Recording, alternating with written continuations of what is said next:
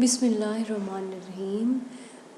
अस्सलाम वालेकुम dear students. आज हमारा टॉपिक का डिस्कशन है हाइपरटेंशन। ठीक है, हाइपरटेंशन होती क्या है, इसकी ड्रग्स क्या होती है। हाइपरटेंशन ये होता है बेसिकली हमारी बॉडी का जो ब्लड प्रेशर का नॉर्मल वैल्यू होती है 120/80। 120 कौन सा प्रेशर होता है, सिस्टोलिक, और 20 कौन सा होता है, डायस्टोलिक। जब हमारी बॉडी में बीपी नॉर्मल वैल्यू से एक्सीड कर जाता है उसको हम हाइपरटेंशन कहते हैं। अब हाइपरटेंशन क्या है, बेसिकली 10 to 15% पेशेंट हैं इसके। ठीक है, अब ये होता है कि कोई स्पेसिफिक कॉज नहीं होती। स्टार्टिंग में प्राइमरी हाइपरटेंशन होता है, उसके बाद सेकेंडरी होता है।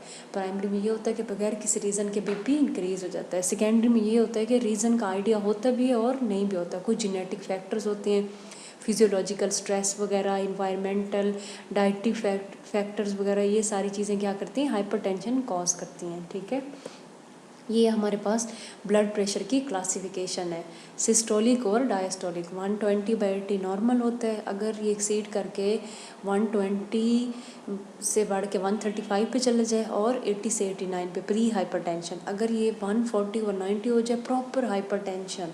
ठीक है, अगर 140 से बढ़ के 159/99 पे चला जाए तो स्टेज 1 होती है। और अगर ये इससे एक्सीड कर जाए, 160 से ग्रेटर हो जाए और डायस्टोलिक 100 पे, ये स्टेज 2 लास्ट स्टेज होती है। अब नॉर्मल रेगुलेशन ऑफ ब्लड की होती है बेसिकली। कार्डियक जो हमारा कार्डियक सिस्टम होता है वो क्या करता है, ब्लड को पंप करता है नॉर्मल वे में। ठीक है, अब कुछ हमारे पास ड्रग्स होती हैं, diuretics, ACE inhibitor, angiotensin receptor blocker, direct renin inhibitor, beta adrenergic blockers वगैरह।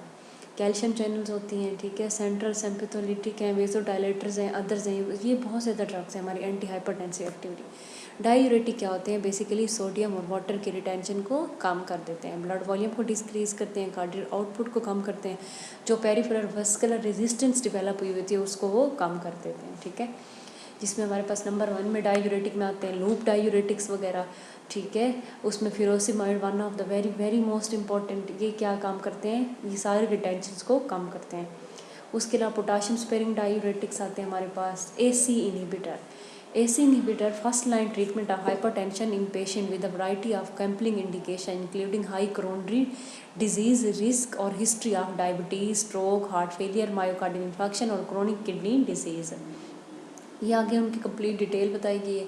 कुछ एडवर्स इफेक्ट होते हैं इनके, cough one of the most ever adverse effect of ACE inhibitor, rashes वगैरह, आर्टिकेरिया, ठीक है, एंजियोएडिमा, हाइपोक्लीमिया वगैरह।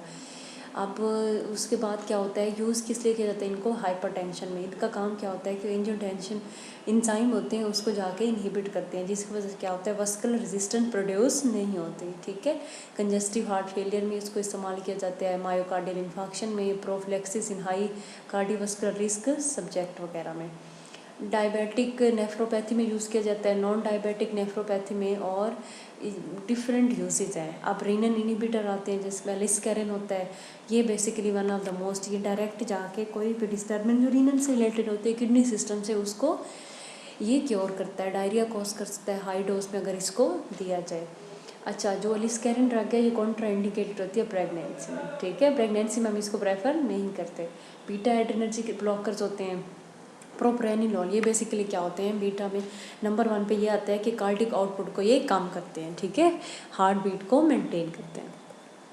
ये इसके आगे क्लासेस है, मेटोप्रोलोल, एटेनिलोल वगैरह, बहुत ज़्यादा बीटा ब्लॉकर्स है।